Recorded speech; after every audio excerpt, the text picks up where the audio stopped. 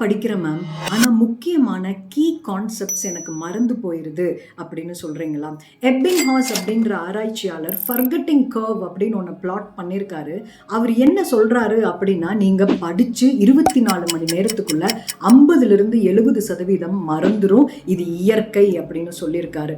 ஆனால் இந்த மறதியை போக்கணும்னா என்ன பண்ணணும் அப்படின்னு பார்த்தீங்கன்னா, ஒரு முக்கியமான ஐடியா இருக்குது. அந்த ஐடியாவுக்கு பேர் ஆக்டிவ் ரீகாலிங். நீங்கள் படித்து முடிச்சதுக்கப்புறம் திரும்ப உங்கள் நோட்ஸ் பேப்பரை எடுத்து அப்படி தான் ரிவிஷன் பண்ணணும்னு அவசியம் இல்லை. மேபி நீங்கள் வண்டி ஓட்டிகிட்டு இருக்கும்போது யோசிச்சு பார்க்கலாம், இன்றைக்கி நான் என்ன படித்தேன், இந்த கான்செப்ட் என்ன வரும். உதாரணத்துக்கு ஒரு டிவிசிபிலிட்டி ரூல் படிச்சிங்கன்னா இது எதுக்கு பயன்படுது, டிவிசிபிலிட்டி பை 2னா என்ன ரூல், 4னா என்ன ரூல், 8னா என்ன ரூல்.